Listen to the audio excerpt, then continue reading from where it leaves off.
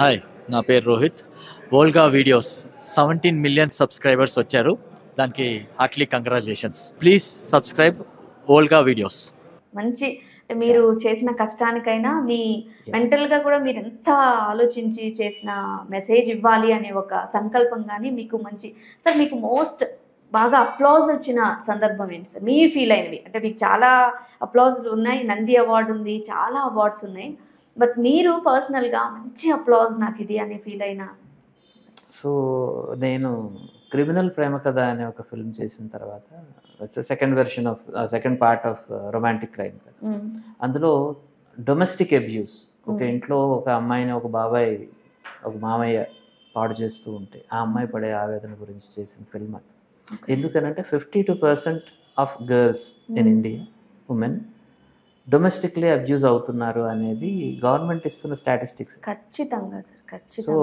ఇప్పుడు బయట ఎక్కడో రోడ్డు మీద వెళ్తున్నప్పుడు ఒక అమ్మాయిని నలుగురు పాడు చేశారు అంటే ఆ అమ్మాయి ఓకే ఆ టైంకి చీకట్లో వెళ్ళకపోతే బాగుంటుందేమో అని మనం అనుకుంటాం. కానీ ఒక అమ్మాయిని ఇంట్లోనే ఎవరైతే ప్రొటెక్ట్ చేయాలో వాళ్లే పాడు చేస్తుంటే ఆ అమ్మాయి పరిస్థితి ఏంటి అన్న ఒక టాపిక్ మీద అది చెప్పినప్పుడు then I got a call from, అది రిలీజ్ అయింది.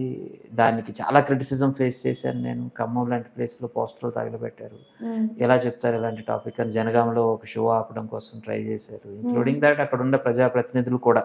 ఓకే, అది జరిగినప్పటికీ కూడా చాలామంది అమ్మాయిలు ఆ ఫిల్మ్ని చూసి కొంతమంది థియేటర్లో చూడడానికి ఇబ్బంది పడి తర్వాత అది సోషల్ మీడియాలో రిలీజ్ అయిన తర్వాత యూట్యూబ్లో వాటిలో చూసి దాని గురించి చాలా చెప్పడం. అండ్ నాకు అలాగే పోలీస్ డిపార్ట్మెంట్ నుంచి ఒక కాల్ వచ్చింది, సరే ఈ ఫిల్మ్ తర్వాత రిపోర్టింగ్ కొంచెం పెరిగిందండి, that's why we wanted to appreciate.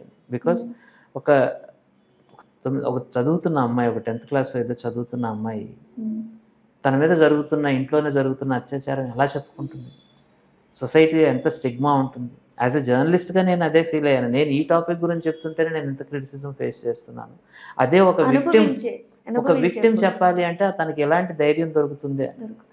But ఆ సిచ్యువేషన్, ఆ సినిమా తర్వాత రిపోర్టింగ్ పెరిగింది అన్న ఒక విషయం నాకు వాళ్ళు పోలీస్ అఫీషియల్లో ఒకరు చెప్పడం నాకు చాలా హ్యాపీ అనిపించింది. Maybe it could be one case, ఒకటో రెండో మూడో, నేను డ్రాస్టిక్గా సమాజాన్ని మార్చేశాను అని చెప్పే అంత హిపోక్రసీ అయితే నాకు లేదు. బట్ డెఫినెట్గా ఆల్రెడీ రెడీగా ఉండి వెళ్ళాలా వద్దా అనుకుంటున్న వాళ్ళకి ఒక ఊతం ఇచ్చే ఒక ఆలోచన అయ్యి ఉండొచ్చు. ధైర్యాన్ని ఇచ్చారు మన మూవీ తోటి, అంత ధైర్యాన్ని ఇచ్చారు. అంటే ఆల్రెడీ వాళ్ళు ప్రిపేర్డ్గా ఉంటేనే జరుగుతుంది.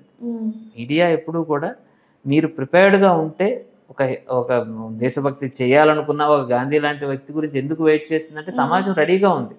ఒక గాంధీ కోసం సమాజం రెడీగా ఉంది కాబట్టి గాంధీ గారిని మనం జాతిపితగా తీసుకున్నాం. Because people were ready to follow him. ఒక వ్యక్తి రావడం వల్ల జనంలో మార్పు రాదు. మారడానికి సిద్ధంగా ఉన్నప్పుడు ఆ వ్యక్తి తాలూకు ఇంపాక్ట్తో ముందుకెళ్తారు అనేది నేను నమ్ముతాను. అదే మీడియా పని కూడా. సో మీరు సిగరెట్ మానేద్దాము అనుకుంటున్నప్పుడు ఆ స్మోకింగ్ యాడ్ మిమ్మల్ని ఎక్కువగా కదిలిస్తుంది. కానీ మీరు అందరూ చెప్తా ఉంటారు, డాక్టర్లు కూడా చెప్తారు అనుకుంటున్నప్పుడు మిమ్మల్ని ఎవరు కూడా మార్చలేరు. హిప్నటైజ్ అవ్వాలన్నా కానీ మీరు ప్రిపేర్డ్ అవ్వాలి హిప్నటైజ్ అవ్వడానికి. ఫస్ట్ మైండ్ లో ఒక పాయింట్ ఉంటేనే దానికి ఏదైనా సపోర్ట్ దొరికితే అప్పుడు మేబీ అది కార్యరూపం దాల్చొచ్చు అన్నట్లుగా. సో మీరు ఇచ్చిన ఒక మూవీతో కొంతమంది అయినా ముందుకొచ్చారు అని మీకు అన్నది నాకు తెలిసిన విషయం కాబట్టి I felt very happy and I'm glad that the police official shared it with me. Share చేసుకున్నారు. అది షేర్ చేసుకోవాల్సిన అవసరం లేదు, ఎందుకంటే వాళ్ళ ఫిల్మ్ కూడా చూశారు అండ్ దే అప్రిషియేటెడ్.